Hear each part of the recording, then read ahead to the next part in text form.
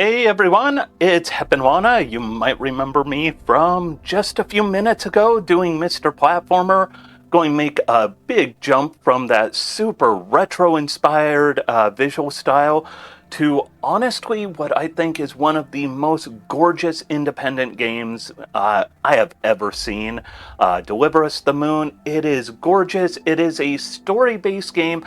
Some might say a walking simulator, but there is some jumping, there is some driving.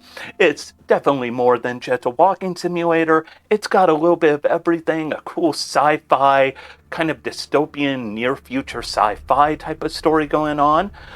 Anyways, we will jump into it and I'll explain a lot as we're going along because there are a lot of cutscenes here and we can only skip one cutscene in the whole game. But before we start, I just want to say there are a few moments of photosensitivity, possible triggers. When the main one comes up, I do shout it out. There is one that I tend to miss that is brief. It's about 1 to 2 seconds long. I'm going to try and catch that, but there's also one that is quite long. I love sharing speedruns with people, but I also love making sure that they are safe and comfortable for everyone, so I will let you know when these photosensitivity triggers are coming so that you can look away in case you feel it could be concern to you, because I love all of you and I want you all to be safe. So with that in mind, we're going to get started. Let's go ahead and just dive into the game. So it'll start as soon as we click start here, and that'll be in about a 3, 2, 1, go. So the way we play this game normally on speedrun.com, the leaderboards are LRT, that's load removed time, which is every time you see that loading in the bottom right corner, we remove that. We get rid of it, and that doesn't count. But of course, in a marathon, we're only talking about RTA, or real-time attack, so our estimate is not based off of quickly calculating out what those load times are. No, we are going real-time, and hopefully we have a real good run. So, a little background. It is the year 2050 something, I forget the exact year, 2050 something. Our planet has gone through a big ecological kerfuffle, let's just say. And so we started having power generated on the moon using fusion, fission, some sort of nuclear thing, using helium-3 as a power source. And unfortunately, 5 years ago, the power from the moon cut out. And when the power from the moon cut out, the Earth was left in a bad state. And how bad of a state? Well, dust storms, dust bowl. It is bad news for everyone.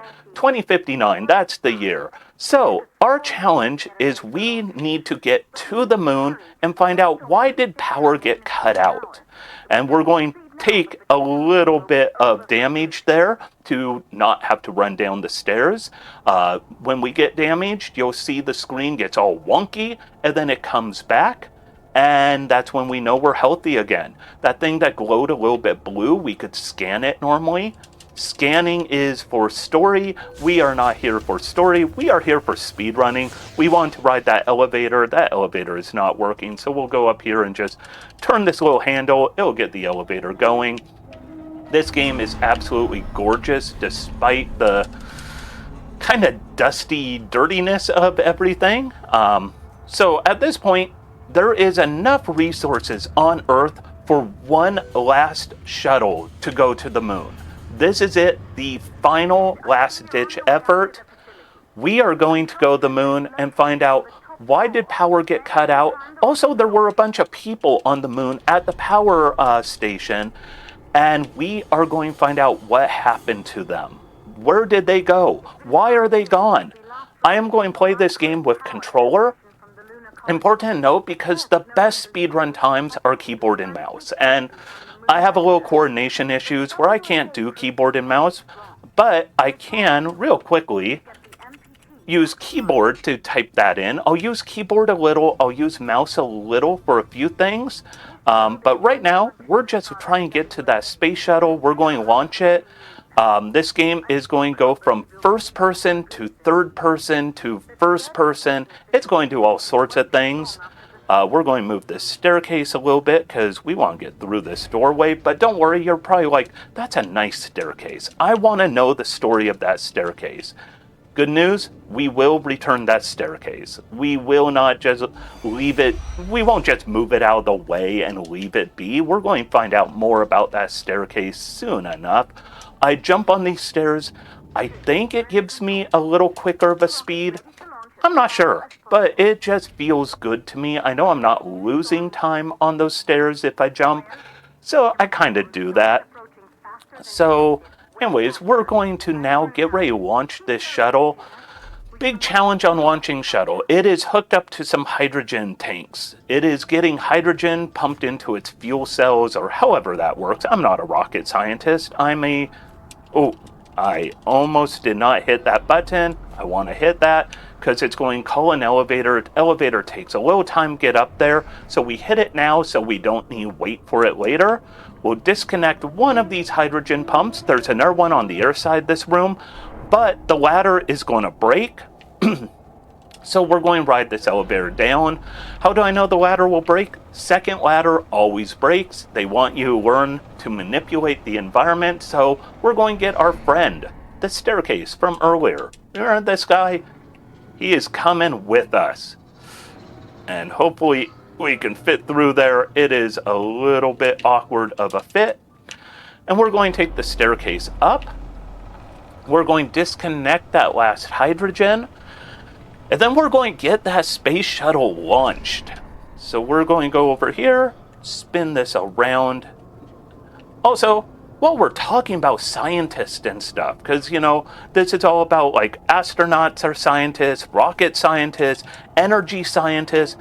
Don't forget to donate. This is for a great cause. Believe it or not, I actually work just down the street from Fred Hutchinson Cancer Research Center, or Fred Hutch, or the Hutch, as we tend to call them at my work. I work just down the street, actually collaborate with some of the people who do work at the Hutch. I just want to say they do amazing work. They are part of the lifeblood of amazing science research in the heart of Seattle, Washington. Fantastic group, fantastic research. So don't forget to donate. And we're going to run over to the space shuttle and launch it. We're going to have a 1.5-minute timer. Anytime this game gives you a 1-minute timer or longer, you don't need to worry about the time. Speaking about worrying about things, do we have anything that should be read off? Any news or announcements? Well, I'm saying you did an amazing job reading off for the Hutchins Foundation. Thank you so much for shouting them out for the donations. But yes, for anybody who does want to go donate, please do. You can visit tracker.indiethon.com/donate to get your donations in there. And your donations can also choose some of the incentives and win you some prizes. We have some incentives on the board for a hat in time for the outfit bid war. And it looks like we've already met the goal for the other hat in time, which is add Death Wish levels to randomization. And last but not least, we have Spark the Electric Jester 2 with Prologue. How did we get here? So if you want to put some donations in there to get those incentives met, please do. And with that, let's get back to the run with Deliver Us the Moon. Thank you again, heponwana. Thank you.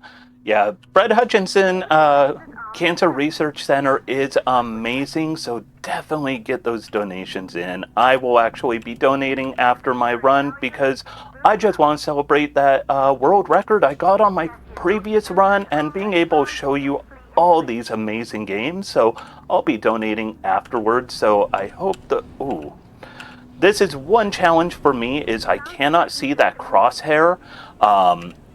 It's kind of blends in. It's my only complaint of this entire game is it's hard to see the crosshair when you're in first person mode. This is also one of the few times I go into keyboard and mouse. I will do controller and mouse some.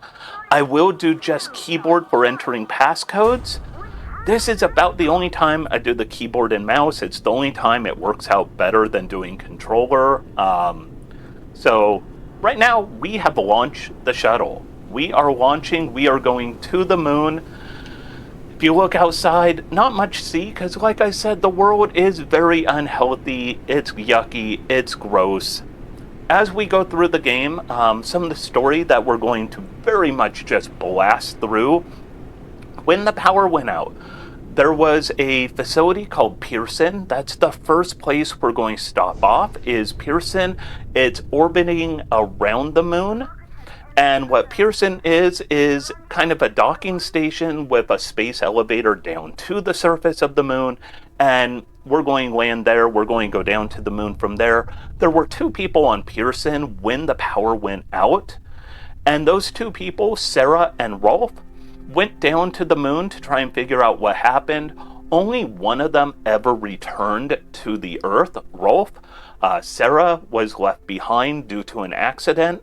So part of this game is also going to be a mystery of what happened, not just to the power station on the moon, but what happened to Sarah.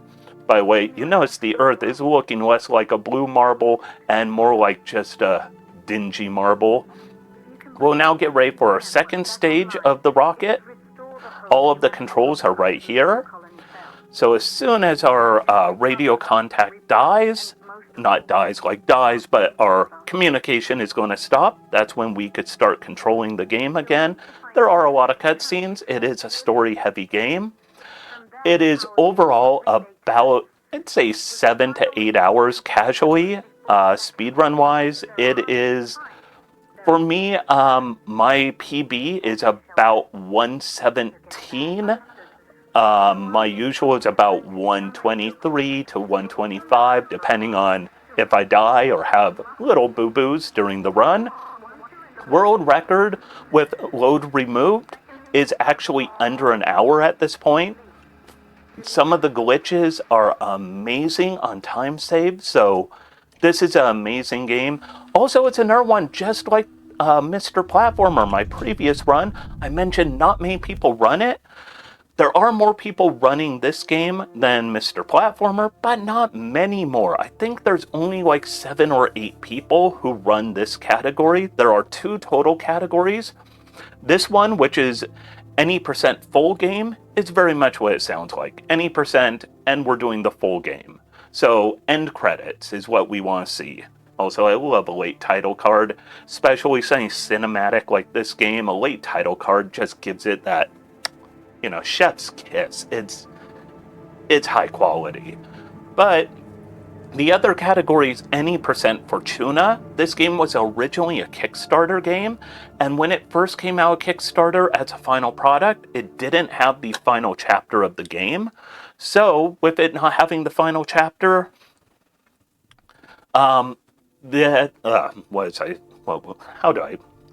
words all of a sudden fail. So with it not having the final chapter, the initial Kickstarter release was a category, and then when the final chapter came out, it went from being that category of any % Fortuna to any % full game. Here we're just going to do a quick docking with Pearson, the space station. So we're just going to bring this in. This is your chance to learn 3D controls. So if you're playing with controller, left stick is your movement, and then A and B are your vertical. So if I press A, I move up a little. If I press B, I move down a little. And we just want to dock right there. And now we are going to transition. Remember, we were playing a third-person game, except the very first like 5 seconds of the run, or third-person game, I mean. We are now entering first-person game time. And if you play keyboard and mouse, this is time to do fantastic and do great. I cannot do keyboard and mouse. It's not really my coordination. You know, we're all wired differently. And I am instead going to do this controller and mouse. So I'm going to use mouse and controller, bouncing between the two. No keyboard in there, but the way I play is kind of different. There's also quite a few glitches in this game. I will show you a few of them. Many of them require keyboard and mouse, but I will show you some real cool glitches, especially at the end of the game. So right here, Once again, I mentioned earlier, if you ever have a timer that says you have over a minute, you do not need to worry. Don't even worry about it. That right there is an oxygen cylinder.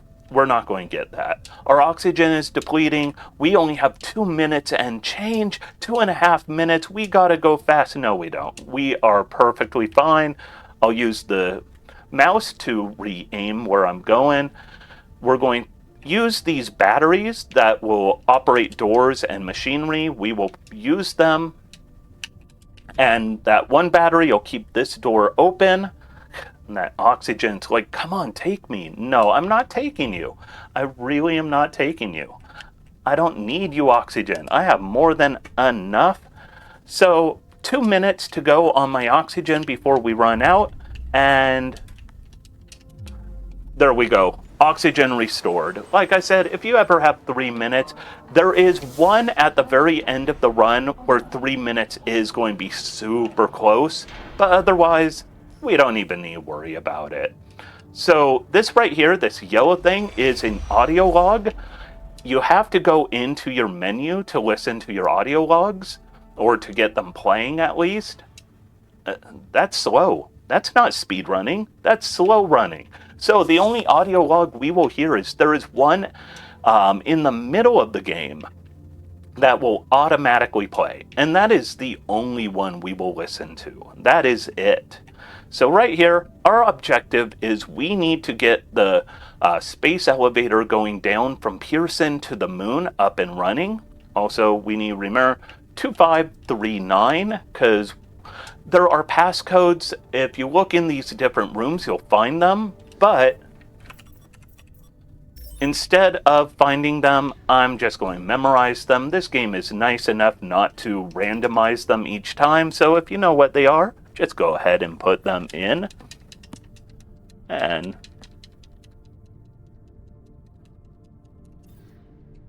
there we go. Wait for that computer work. And now we're going to get the only real new mechanic that we will get throughout the run.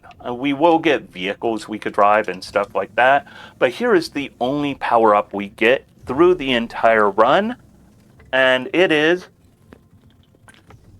hydration. No, I'm kidding. This game, though, gives you plenty of time for hydration. It is lasers. So if you were in a pressurized lunar base of whatever type, and you got a laser, what should you do with it? Not this. This is not safe. This is no, don't fire it like that. Okay. Now that we got our jollies out with it, we're now going to take it very seriously. There are a lot of panels we could break free here. We don't want to break all of them free. There is oxygen in that case.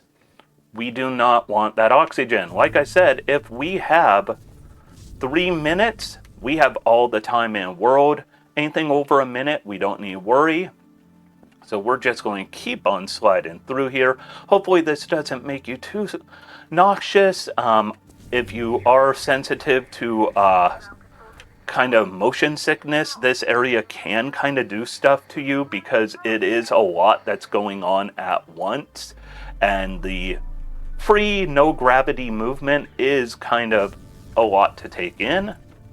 And there we go. And we got our oxygen back. 55 seconds to spare, or not 55, 2 minutes and 5 seconds to spare. We only used 55 seconds. So obviously we don't need to worry. There is one 3-minute timer at the very end of the run that will be close. Hopefully we just keep it close and I don't need to actually adjust anything. But also, of course, don't forget, get your donations in. We're watching a cool game about science. Let's help bring money to a place that uses that science to help save lives, because cancer is the worst. I am not the expert on what all is the worst in life, but I'm pretty sure cancer is the worst. Well, do you mind if I jump off that? Yeah, go for it. All right, so Indiethon Spring 2024 is raising money for Fred Hutch Cancer Research Center. They are a Seattle, Washington-based research facility dedicated to finding cures to cancer. Did you know that 1 in 3 people will get cancer in their lifetime? You can help reduce that number and save lives. A donation of $5 allows them to purchase 500 test tubes for their research, and a donation of $250 enables researchers to see which genes switch on in cancer. You can help save lives. More information about their life-changing research can be found on their website at fredhutch.org. And once again, heponwana, thank you so much for just putting them out there, and great commentary. Keep it up. All right, so here is what I call the final exam. We have learned about electricity, and if we would be hit by electricity, it will cause us a lot of harm. We have learned about these little wires we could cut, and now we're combining that knowledge together to solve 4 little puzzles. I am going to play this marathon safe because if I die here, I am brought back to the beginning of this area. And I am going to go real slow here because if you get bopped by that electricity twice, you could die. If you get bopped by it 3 times, you're guaranteed to die. And we lose about 2 minutes if that happens. So we're going to play it just a touch on the safe side. So we're going to break a few extra of these than we need to. You don't need to get all of them, but we're going to get a little more than needed. Avoid touching those electrified wires because those are just the worst bad news. And there we go. Once we grab that, we are in the clear. And away we go. Now we are free from this place. Throw that in there and we are done with that midterm. Everything's good. I'm pretty sure that's the only time in this whole run that's going to be dangerous. Everything else from here on out is going to be safe and easy. Because, I mean, we're already 20 minutes into this run. That's pretty much done with it, right? I mean, there's only like an hour and 10 minutes left. So there is no way there's more danger to come. Also, that's called foreshadowing. There's going to be a lot more danger to come. A lot. So we're going to hope for good luck and avoid deaths. Deaths are bad. So right here, we are going back to where we were before, the Libra wing, or Libra, depending on how you want to say it. We are upside down from the orientation we were before. We're actually going through the same doorway, but we're just coming from upside down. So we're going to go down here. We're going to see something that looks very familiar at the bottom of this ramp, or ladder, ramp, ladder, whatever you want to call it. It's all the same because in 0G, everything is whatever you want it to be. Up is down, down is up. And we're going to activate this computer now that we have gone through that little final exam section, and all will be fine. We're just going to rotate this space station. Nothing could go wrong when we rotate it, so all is going to be absolutely fine. I might have made a mistake with being fine. So this game has a few QuickTime events. This is one of them. The great thing is, if you know the button, just go ahead and start hitting it in advance. You are not penalized for hitting it early. So we need to hit X up here. Might as well just start hitting it, and that way, there we go. We grabbed it. We're good. If you know the answer to the QuickTime puzzles, just go ahead and put them in. And remember what I said, if you have a minute, you do not need to worry. We do not have a minute. This is the first one of these where we actually need to make sure we grab these oxygen cylinders. If we do not grab them, we are not going to make it. And then we die, we go to the checkpoint, we have to repeat things, and that is not how you speedrun. That's how you play through this my first time casually, where I had plenty of deaths because I got creative, and creative sometimes is good, sometimes not nearly as good. Another thing you should know is anytime you see a lot of something good, it's a trick. It is entirely bait if you see a lot of saying good. Like, look at that, there's 4 oxygen cylinders right there. 4 of them. It's not real. But for once, we could use one of these crates. So I'm going to use my mouse. Ooh. There we go. Get going. And so, up ahead, you're going to see to the right, let's call it about 1 o'clock, there is a glowing red area. That is where we want to go, but we want to grab this oxygen that's coming up right here first. And then once we grab this oxygen, we'll go that red area, and we are actually almost done with first person. At least for this character. Believe it or not, we're actually going to have first person with a different character coming up real soon. You'll see what I mean. I won't get into that too much until we're there. But there will be first person, but not with our space buddy anymore. So we'll grab this final oxygen cylinder. We will cut that lock that is up ahead on that doorway. And then we are done with Pearson. So let's go ahead, get on that mouse, aim, we are good. Hit that red button at the very end of this. And we are out of here. There we go, done with Pearson. Time to get back out of this first person view, back to a third person view. I always love this part because we are free from the first person. The first person always gets me feeling claustrophobic because it's space. It's first person in space is always for games that are going to have horror or suspense or something nightmare fuel. So another loading screen. Of course, we removed those when we time it for SRC. And we are now going to be down at Copernicus. Copernicus is the main lunar hub. This is also pretty much tied for the longest chapter of the game. Copernicus and Tombow. Tombow is the final chapter. Those two are tied for the longest. My PBs for both of them are just a smidge under 20 minutes. So these are longer sections with a lot of variety to them. They're pretty cool. We're going to see a lot of cool stuff. We're going to see some good variety in gameplay coming up. We're going to open this door. And here we are at Copernicus. We're going to jump over this desk and just get running through. You could walk around the desk. You could explore the area. We don't have time for that. Instead, we're going to get locked into a cutscene in a second. It is a cutscene we fully control ourselves in, but we cannot leave this room.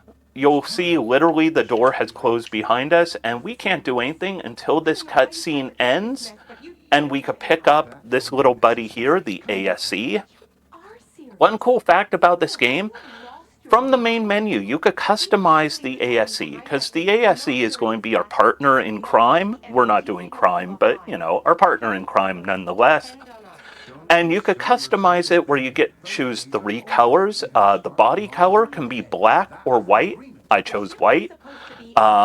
It has a lens color, could be anything RGB with 10 options for each R, G, and B.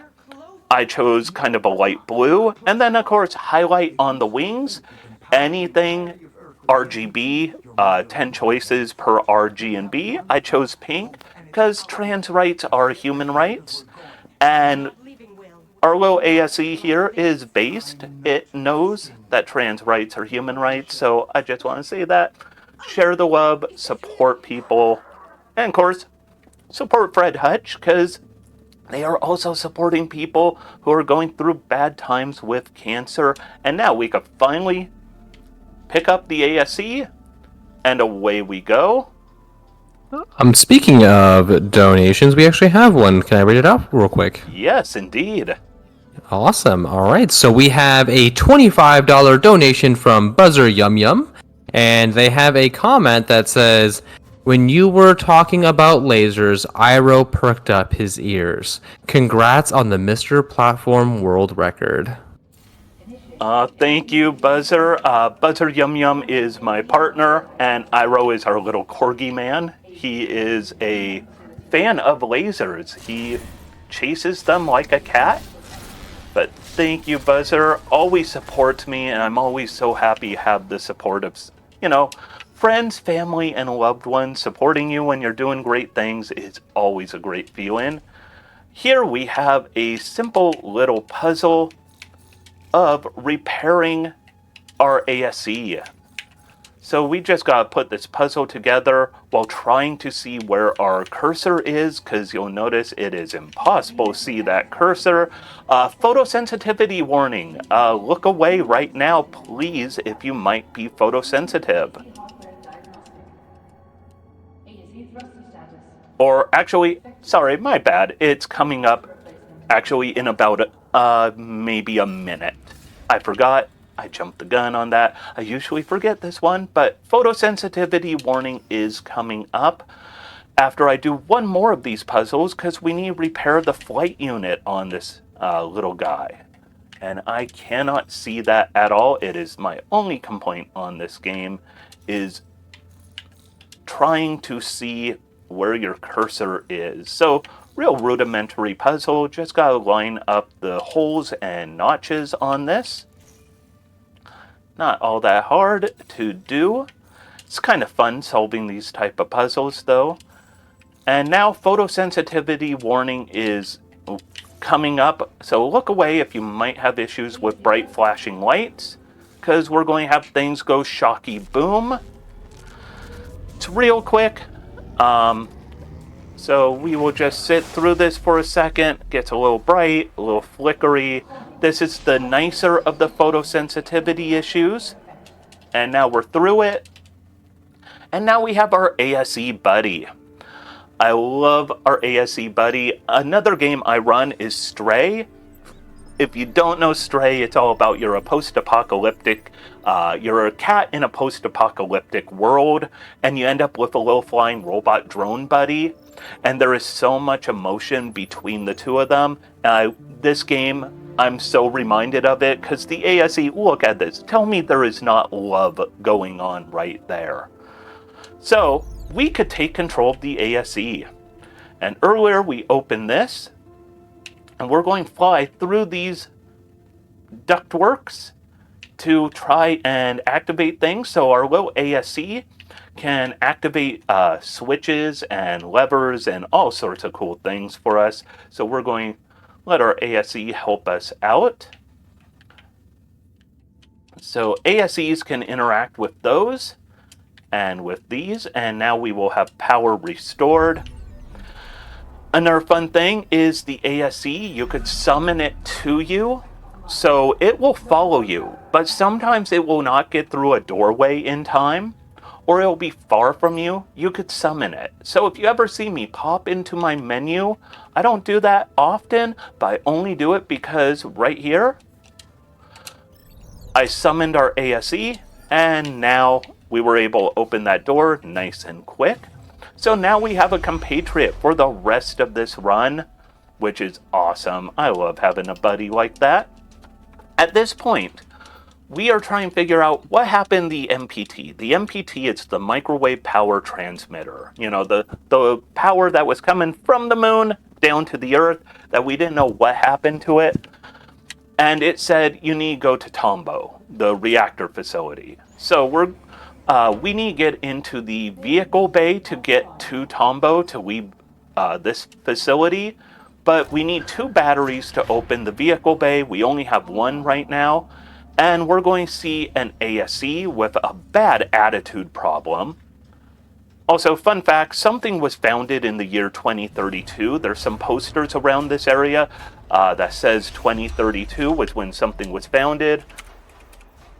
Password is the year it was founded.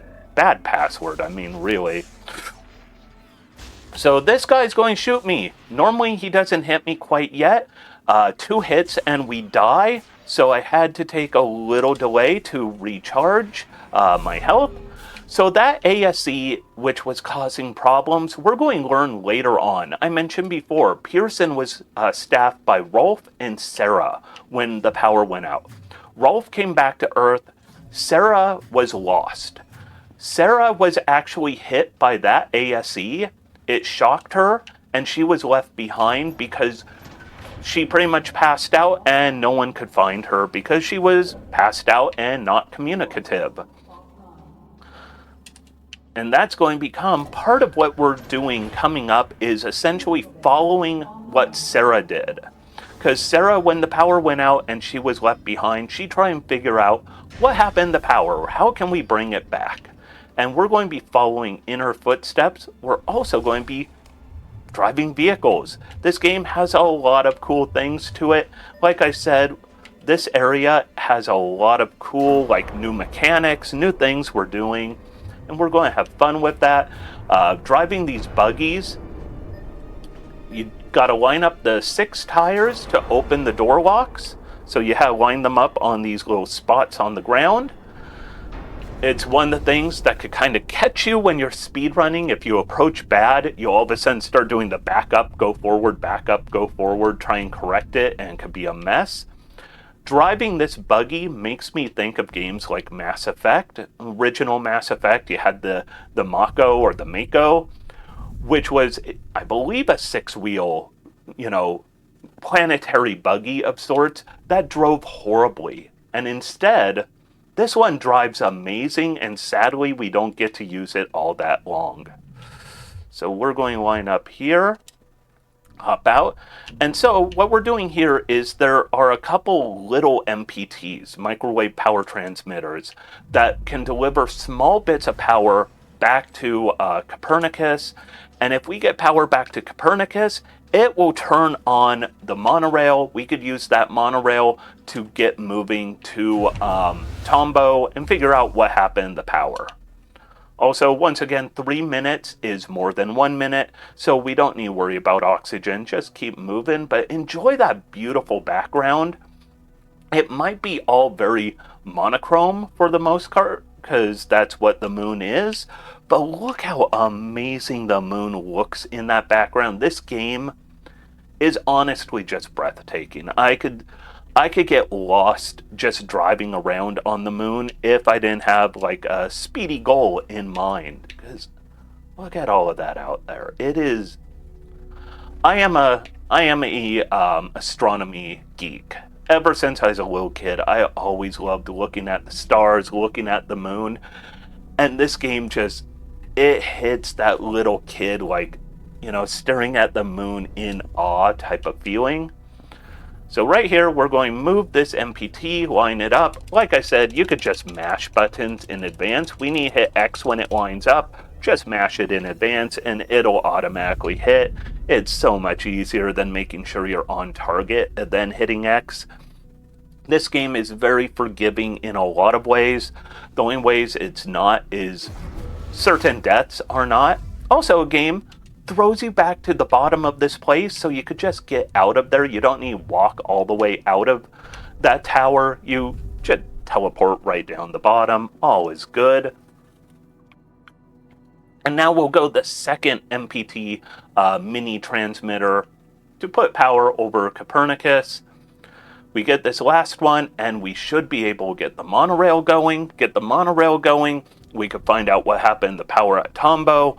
We're pretty much done with this run at this point. I mean, there's definitely not like 50 more minutes to go. There's 50 more minutes to go. There's misadventures that are going to come up along the way, because this is a great game in the sense that it's going to give you things to keep doing. So once again, line up our tires.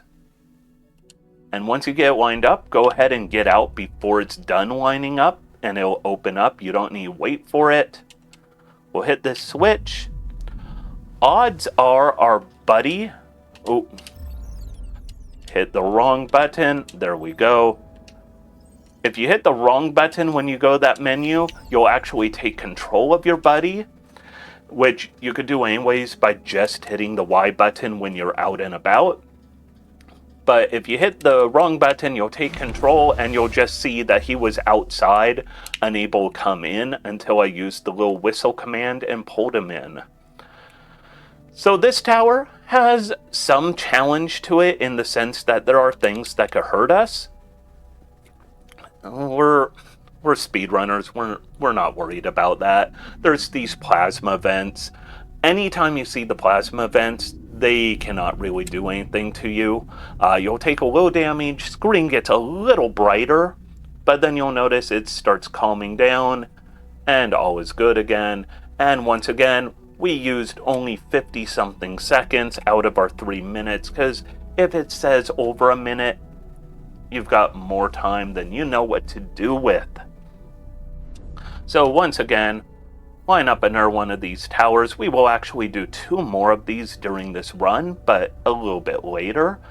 So it's good to know where you're supposed to aim them, know which direction you need to go. So I know the first one you want to go left and up, so like this. Second one, or I guess to your view it'd be like this. The second one you want to go right and up, but kind of a shallow up. So it's always good to know what direction you're going. It'll save you a few frames. Here we get the tower at Tombow is getting charged up. Look at that. Things are turning on. The vehicle bay is online. There's some power going through it. That is an awesome keyboard. I would love that keyboard for my computer here. And now we will return back over Copernicus. We don't want to line up straight to that target diamond because we're going to have to swing in from the side. So definitely make sure you're aiming not dead on at that target reticle. And so here we get some of our few bits of story that we actually catch because we're not listening to the story that you have to go in your pause menu and get loading. It's only when we get the live radio from back on Earth. Also, I should probably mention this game looks gorgeous. It's an amazing game. It's actually several years old, and there's a sequel to it that continues the story. So if you enjoy this game and decide play it casually or as a speedrun, there is a sequel, Deliver Us Mars, that continues the story from where this leaves off. This story is very cool, very complete, but Deliver Us Mars gives you like a little bit more, and it's actually a game I plan to be running in the near future. I need to learn how to run it, but I love this game so much, I know I want to run Deliver Us Mars. So it might be one, hopefully you'll see me doing at a future Indiethon, because also another indie game. Also another one with very few people running it. I think right now there are only 2 runners of Deliver Us Mars. There might be 3. And before long, hopefully I will be number 4 or number 3, depending. I forget if it's 2 or 3 who are currently running. But real good games if you want something with smaller communities and, you know, a good chance to help develop like cool run strats and what have you. So right here, we are going to get in the monorail, but we're not finishing this chapter yet. This chapter continues to one more destination. Also, I love my little ASE sitting right there, hanging out. I mentioned earlier there is one audio log that will play automatically. We don't need to go into our menus. This is the one, and this is where you learn that we're following the same path that Sarah Baker, who was left behind, we're following her path here. So she's going to talk about how she is trying to figure out what is going on. And so we're going to ride this monorail. We're going to go to a little stop off at this little base up ahead in the middle of the screen. And if you blink, you might miss this base. This little base or outpost casually takes about 40 minutes to go through. Blink and you're going to miss it. Like, we are going to just blast through this like it's nothing. So we just need to pull into this station. And all we need to know is 1881 is a password, and then we are just going to be done. It is going to be as smooth and fast as possible. So we're going to get up right now. And we are going to run over here. Hey, come on. 1881. Tell it to open monorail doors. It's like we can't open the monorail doors. We tell it to unlock maintenance. We're going to take this little ASE buddy. We're going to fly over here. We're going to just... Oh, why did you not activate? There you go. Hit that one. Hit that one. Hit this one. Do it one more time for good measure. And we're done. And don't worry, our ASE will follow us. It knows how to catch up with us. And there we go. Quick as can be. This area, it normally takes about 35 to 40 minutes. A good amount of it is tracking down that passcode 1881. And there's also another passcode you have to find to get access to the 1881 passcode. You have things drag around, things climb through. There's a lot of things you've got to do. There's another loading screen. And then, also more quick times are coming up, so I'm just going to start hitting left trigger now.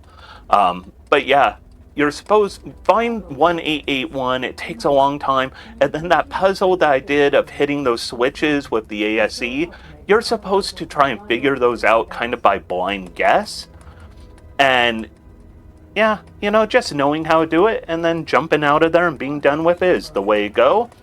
So we're just hitting the left trigger here because there's a problem with the access to Tombow. I said left trigger, I mean now right trigger, so we're just going to hit that right trigger.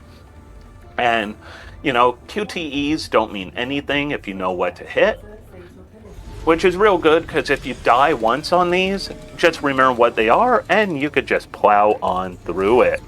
So now I'm just smashing the X button. We're going to hit the brakes.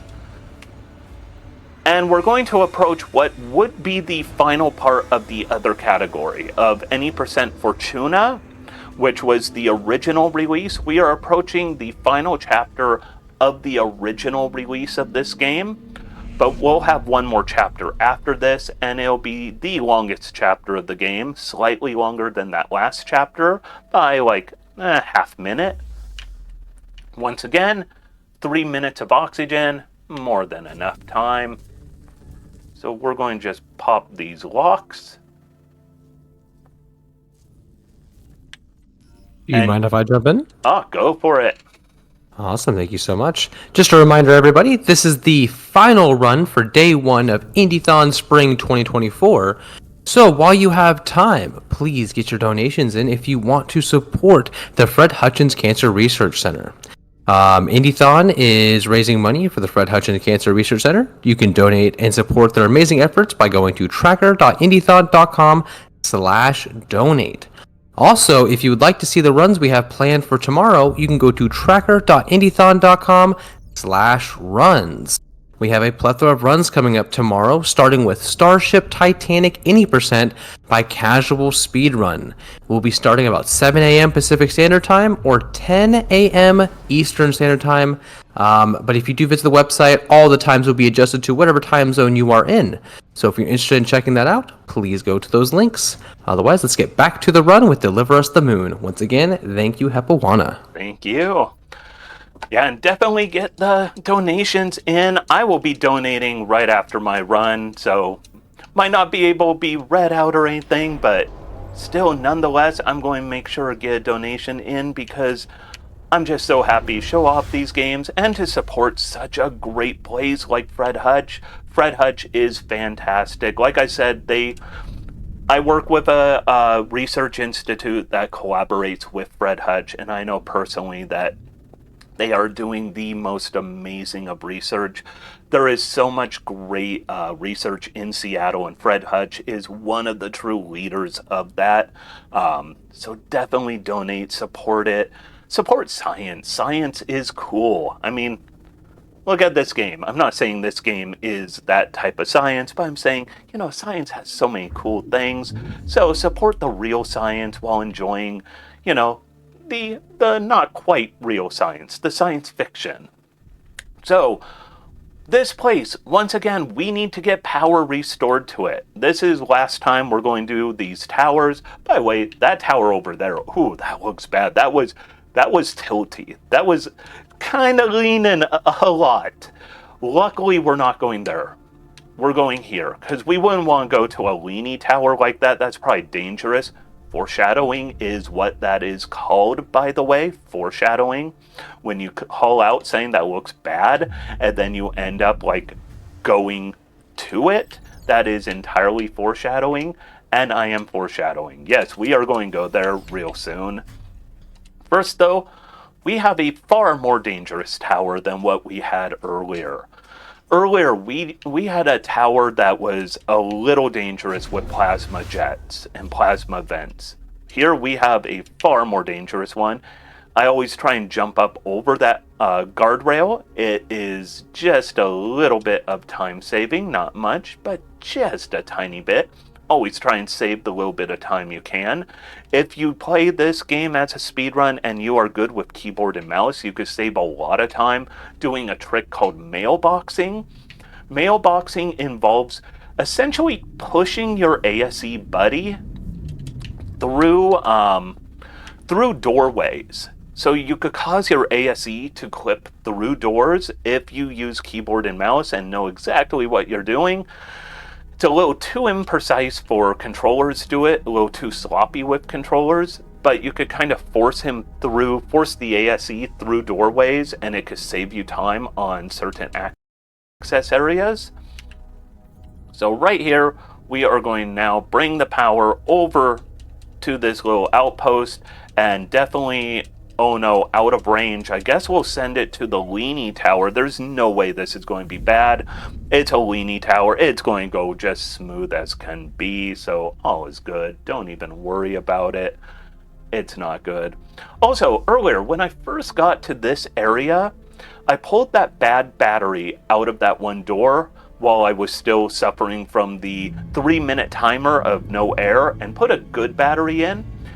If you want a fun achievement and you're a fan of Portal and the companion cube, you could actually bring that dead battery with you for quite a while. And if you bring that battery with you until the end of, well, pretty much until you get into this next tower, you get an achievement that pretty much harkens back to the companion cube of Portal. It's kind of fun. The creators of this game had a little bit of a good sense of humor about things, which is always appreciated. Always have some humor about things. If you're not laughing about something, you're probably missing out on things in life. You'll also notice our Oh, I don't like it when it does that. So, let's see, nope.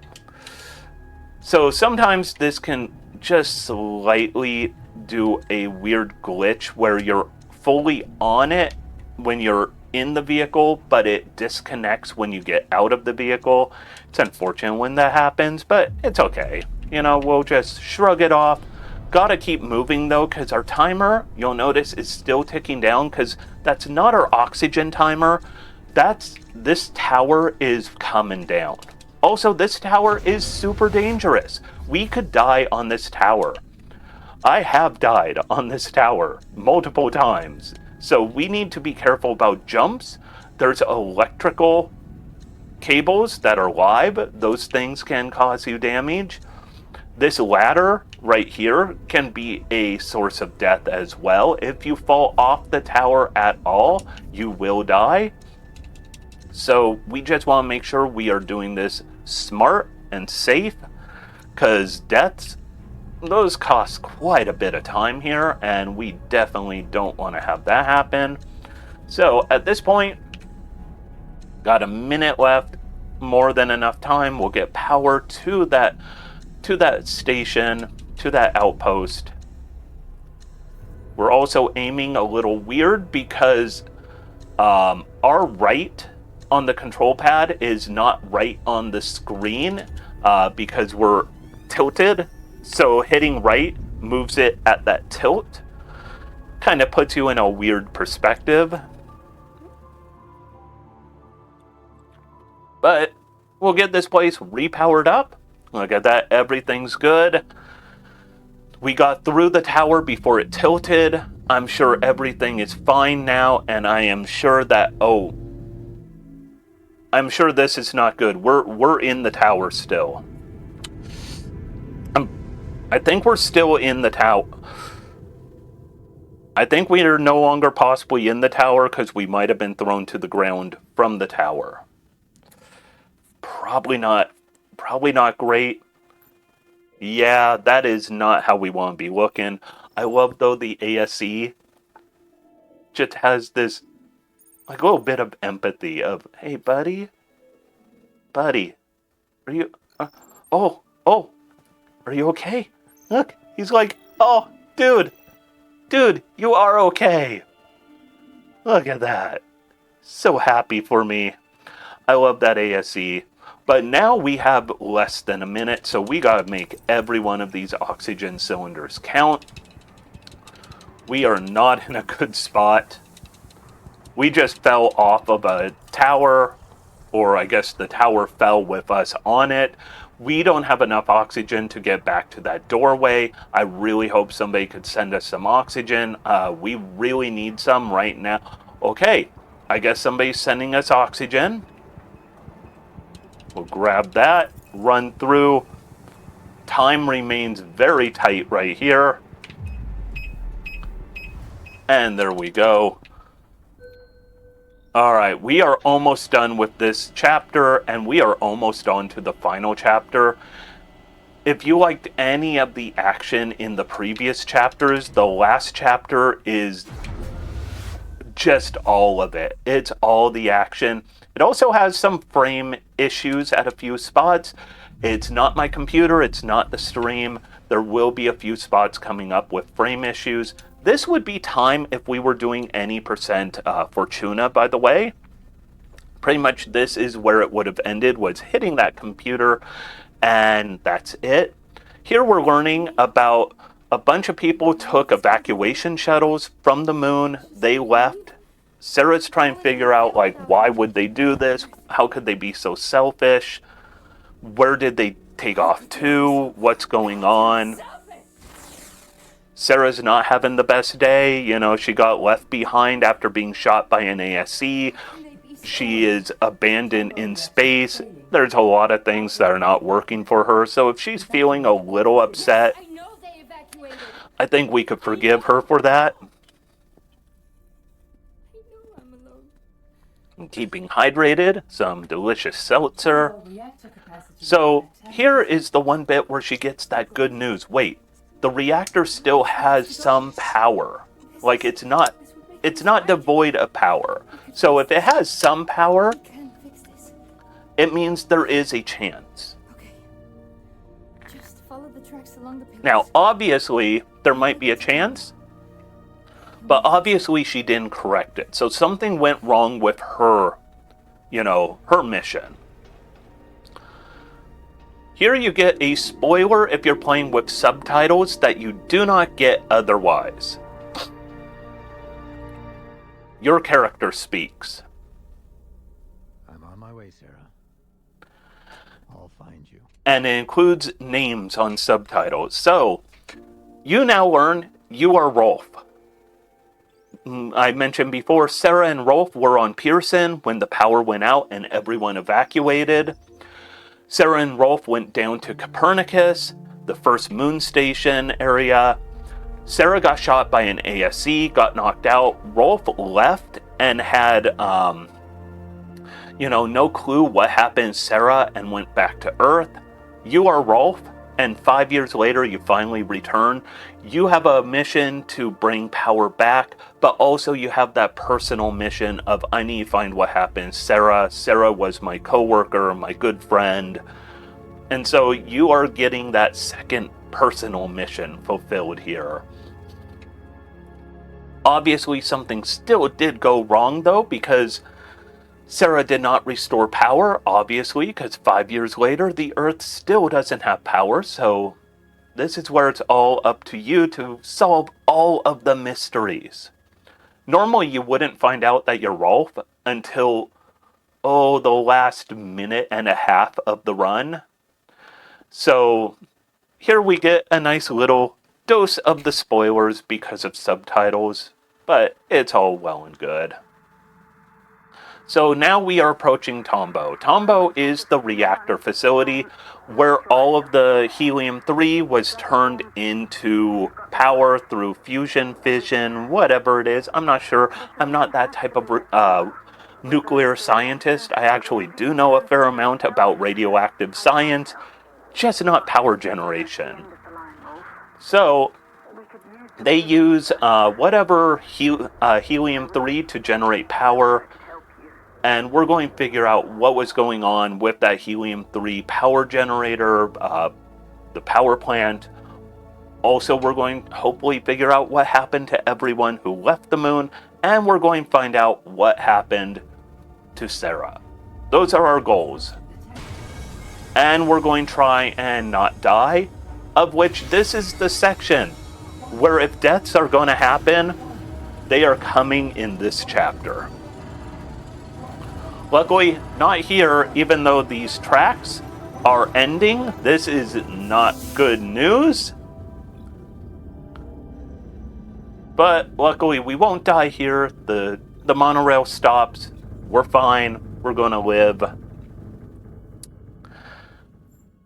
Alright. We need to get to Tombo somehow. Oh yeah, we do have one brief second or two of first person. And there we go. Hope you're fine with ending first person for Rolf. That's the end of Rolf's first person. I lied earlier when I said it ended after Pearson, because you actually get like 3 seconds of it right back there. So here, there is some out of bounds you could do. It is not really marathon safe to do the out of bounds, so instead I'm doing the intended route, just very fast. So, up ahead, see that blue and yellow thing? You could get your oxygen refilled at one of those. We are not doing that, because what did I say about 3 minutes? If you have over a minute of air, you do not need to worry about it. And we have over a minute. We had 3 minutes, so we don't even need to worry about it. We're just going to get into the base here with about a minute to spare. If you did the out of bounds stuff, you'd get in here about, close to a minute quicker. But it is not something I want to try and pull off for a marathon, because it is hard to pull off. And it more often than not leads to me just making weird mistakes. Before we run through there, there's a security scanner. So we're going to send our little buddy in, and he's going to turn off the scanner. If you don't turn it off, these doors will not open for you because you are a trespasser. We have Roombas on the ground. Look at those Roombas going. If you're wondering what these glowing orange things are, those glowing orange things that look like ASEs and people, you can interact with them to see cutscenes, but we're obviously skipping all of those. So we get introduced to a new mechanic here. Any wall that looks like that, like it's falling apart, we can break. And so we are going to drag this over here, push it down the stairs, and let it break this wall open. And then we're going to be introduced to a game I like to call Metal Gear Solid in Space. We are about to have a stealth section. We're going to have a stealth section in a game where you probably thought, there is no way there's a stealth section here. But there's a bunch of those very unhappy ASEs patrolling this room, and we need to get through it. We are going to try and not be stealthy, but instead just be fast. This is one of the rooms where I am known to possibly get a death. Let's try and avoid that. I'm aiming to avoid it. There's another wall up above that door. That looks like we could break it. big question, how do we break something that high up? Spoilers, we're going to glitch it. But I'll get to that soon enough. Run through here. We're going to take one hit here, get the checkpoint, and hopefully no more hits. Good. There is a chance one of those would follow us and shoot us, but as long as we get that where it said saving, we hit a checkpoint and we're good. So now we are going to start entering the part of this run where heponwana does glitches. So I hope you like a little bit of glitches. I love glitches in speedruns, although I normally don't do glitches in speedruns, so it's rare for me to do a glitched run, and you are going to see some glitches, and they are going to be some pretty cool glitches, if I say so myself, or at least entertaining glitches. So first up, we need to go back into that room with those evil ASEs, which is not my idea of fun, but we don't exactly have a choice here. So wait for them to go just a little. Glitch, glitch.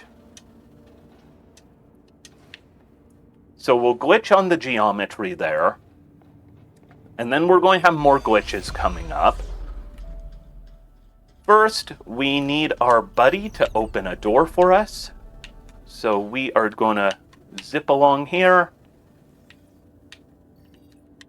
and get our buddy to open a door. And now we need to use the last passcode of the game, 8662. And now we are going to do a big glitch. This might take a couple attempts. I'm hoping it goes first try because it looks really cool when you get it first try. All right, hopefully. Not quite. So we'll try that again.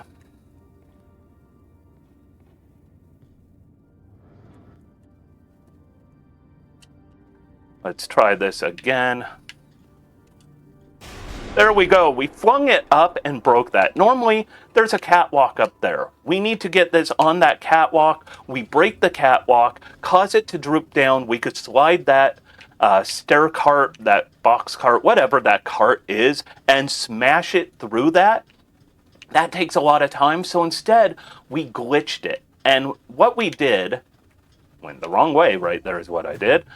So what we did is we glitched it. And the way we glitched it is by standing on it and telling it we want to interact with it to push it. It's going to teleport us down to the ground, through the cart, onto the ground so we could push it. But the problem is the cart is sharing the same spot as us. So it's going to try and move that cart in a hurry. And the only way it knows how to move the cart is through, or pretty much to where we were. But then it flings it with such speed that, well, the cart goes flying, and all of a sudden, geometry is doing all sorts of wacky geometry things. I love that glitch. It is so much fun. It's a lot more fun when it works first try, but, you know, I'll take what I can, because whatever gets me through this run nice and speedy is all that I'm asking for. So this area, you're probably like, why is there a lot of water on the moon and in this base? It seems weird to have the swimming pool in the middle of everything. Well, this was coolant for the reactor, and when everything went haywire, the coolant was kind of bled all over, and now we pretty much have swimming pools everywhere, which is not too bad of news, except for one thing: electricity. So here are helium cylinders. That's what a helium-3 cylinder looks like, but it's orange, meaning it's empty. We need to find one that has helium in it for the reactor. This is another empty one, but this is actually a very useful one because we need it to help us get up here, and we could power some things up. Like I mentioned, oh, come on. Every once in a while, It doesn't like to interact quite right. There we go. So problem, it's water down there, and we just turned the power back on, so we need to be careful about that. So we're going to turn this on, and you'll see up ahead, there's that blue sparking part of that one turbine.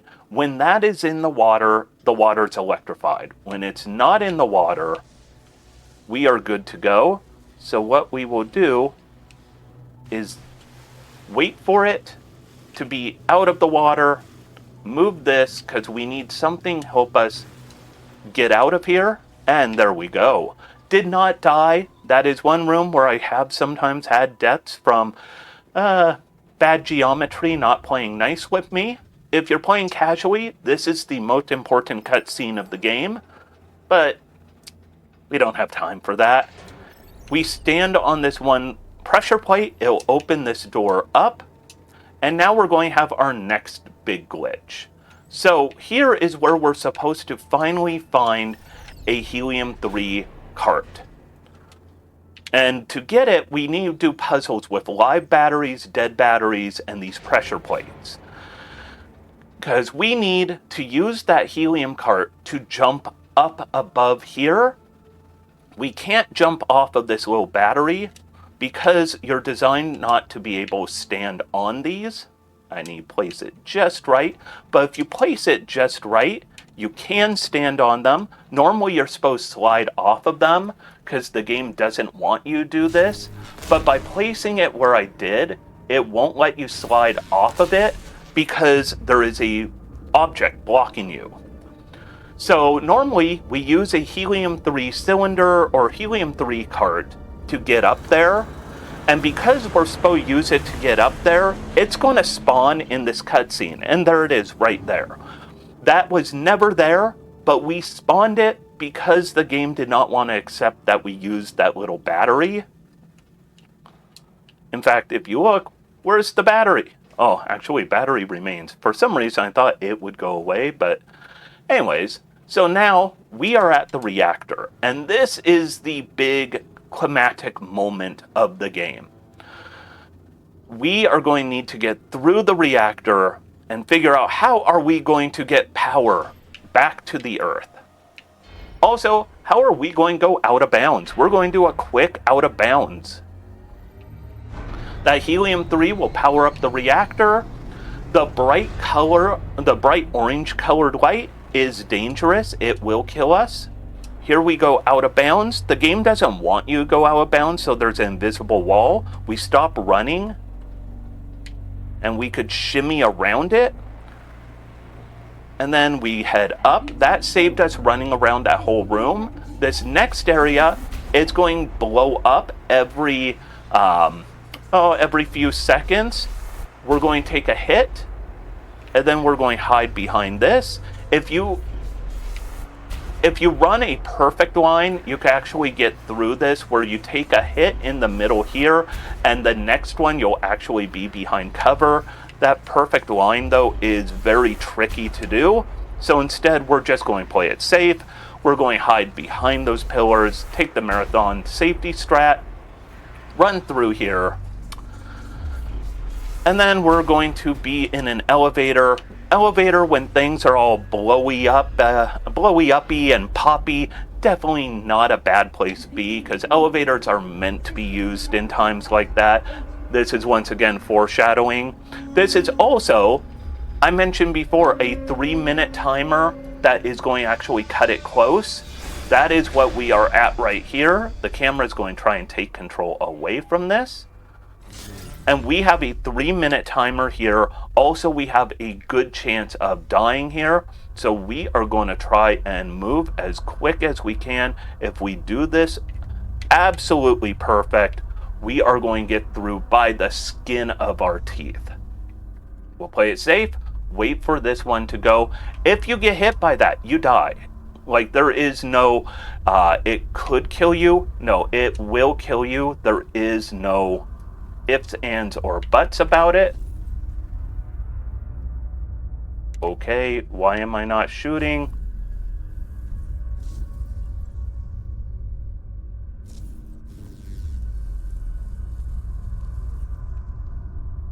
That went a little slower than I'd like, but I'm still going to try and push through without getting any oxygen on the way. There is oxygen right there, but nope, not going for it. Now we're playing jump rope with the reactor. And we're just going to keep going. If we do this right, we are going to be done from the no oxygen area with just a few seconds to spare. So we want to go very carefully here. No mistakes. Just do it perfect. We could do this. There is another shot for oxygen if we want, right there. I don't want it. I want to keep going. I want to just keep going. Those went away. Going to wait for them. There we go. We are down to almost no oxygen, and here we get back. Photosensitivity warning coming up here. If you are photosensitive, please look away for quite a while. I will explain what's going on. I don't want anyone who is photosensitive to possibly have an episode or issue because of this game, because I want to share great games with you. So we're going to have a lot of flashing, and it's going to progressively get worse for the next 2-ish minutes. So please do look away if you think you might have photosensitivity triggers or issues from bright and flashing lights. And I'll just say what's going on. So Rolf did something with the power transmission right there, and unfortunately it blew up in his face. He is grasping his side. He is not in good shape. The screen is really bad. It is 2 minutes and 14-second timer, and he is not doing good. Rolf is blacking out. The screen will occasionally get very black. And we're about to get to an area where it gets even worse for photosensitivity issues, so do keep looking away if that might be of concern. And we're going to have to manipulate a joystick while we are blacking out, which is not easy to do. And we're under a timer.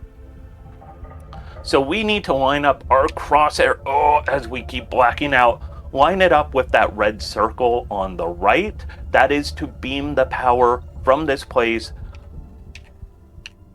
to Copernicus, and that'll beam it to Pearson, and that'll beam it to Earth, and we will have delivered them the moon. Also, we are coming up on time in a couple minutes. So we are very much at the end game and the end of day 1 of Indiethon, which I don't know about all of you. I've been watching runs today and it has been great. So yeah, make sure you come back tomorrow for more runs. Unfortunately, this is going to be my last run of the event. For this event, I'm going to submit more runs in the future because I love this event. I love the cause. I love the people. Like, it's so much good. But yeah, this will be last run for tonight. So make sure you do come back. Make sure you do donate. And this is going to be some of the worst of the bright flashing, flickering lights. So it's not done yet. We're also going to have the only skippable cutscene of the game. So we are going to skip a cutscene, which is amazing. That is the best feeling in the world. So we skip this cutscene, a little bit of flickering lights. Just give it another 20 seconds and we'll be done with the flickering, bright, flashing lights. Alright, we are done with those flickering lights. I think the photosensitivity issues are done, and the game is about done. Once we walk through 3 rooms and hit a button, we're going to be done. We can't run fast though, because Rolf is on his way out. He's gone through quite an adventure today, so he's not going to be here much longer, which is unfortunate. The story here I highly recommend if you love good near-future sci-fi, dystopian future sci-fi. Check out this game casually, and then start speedrunning it. We want more people in the speedrun community, because speedrun communities are always more fun when you have more people there to bounce ideas off of. So in the next room, I believe it is going to be time. So get ready on that. We're going black out one more time. And then as soon as we hit this button, so about 5, 4, 3, 2, 1, time. It came up a little quicker than I thought because usually you black out one more time before it happens. So, but yeah, I love this game. It's a feast for your eyes, and the story is really, really cool. So speedrunning or casually playing it, both are just so good, so much fun. Also, I don't know if you know this, but you were just within a minute of your PB. Ah, nice. It's a 1:17:38, and I think your PB is 1:17:05. So you were within a minute of getting another PB in the marathon. That's insane. Your runs were flawless tonight. Congratulations. You run for a great cause, you run for a great event, things just go good.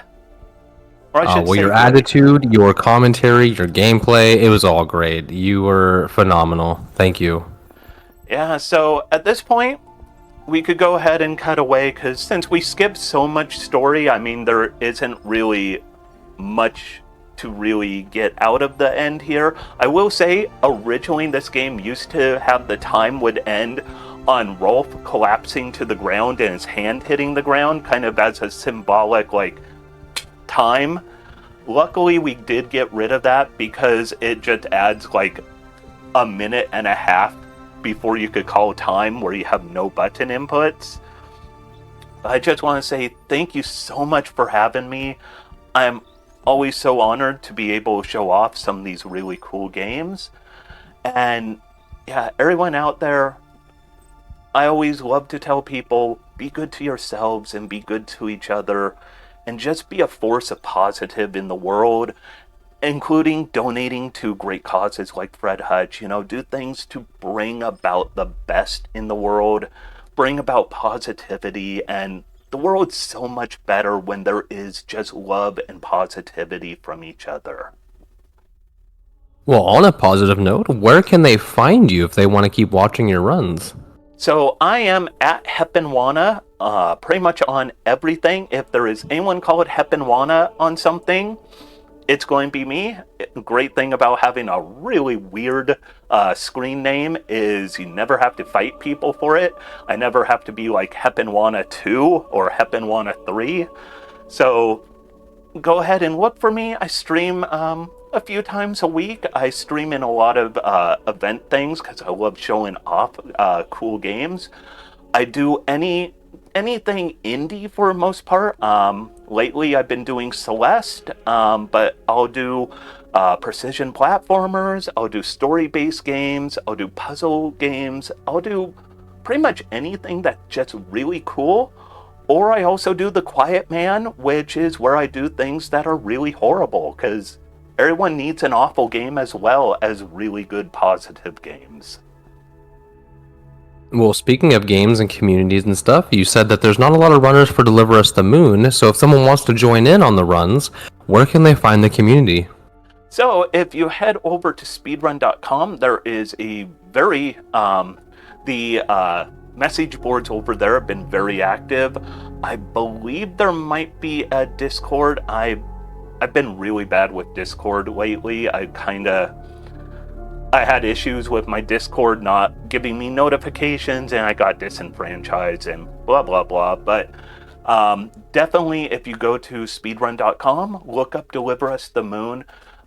Very active moderators. If you ever if you even just shoot out a DM to one of the moderators, they are really good at, reaching out back to you, because they have been trying to get more people run this, because the more people run it, the more cool glitches and skips and just, routing that we come up with. So always welcome people into the community for this game. Well, we appreciate it. The run was amazing. The run before was amazing. This was a great way to cap off the night for the official first day of Indiethon Spring 2024. We are glad to have you here, and yeah, thank you so much for showcasing these runs. Thank you, and nothing but love to everyone out there. All right, well, with that, we hope you have an amazing night. We're going to jump over to intermission, and I guess we'll be giving our final words before we close off the night, so you all can have some music to listen to as we get ready for day 2 tomorrow. So thank you all for being here, and we'll be back in just a moment.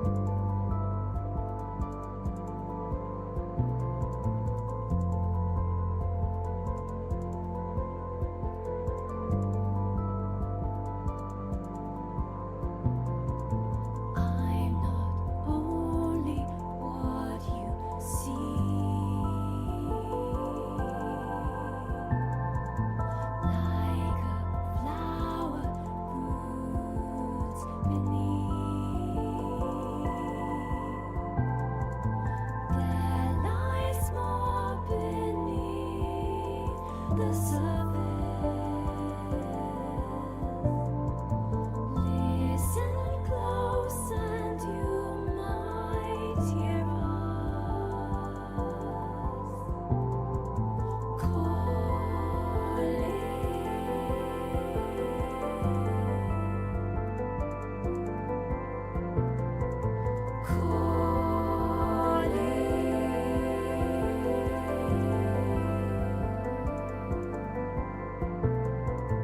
Wind won't tell you where it's going.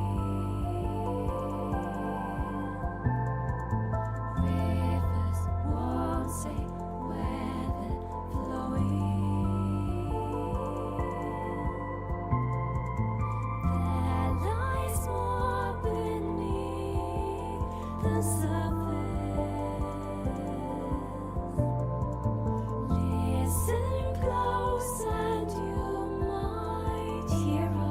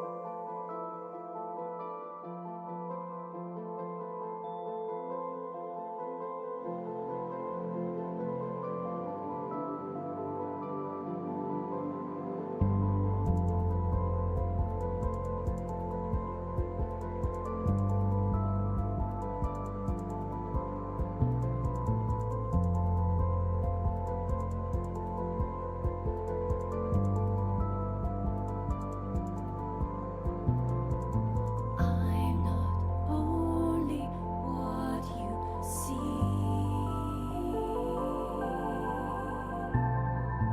Like a flower, roots beneath.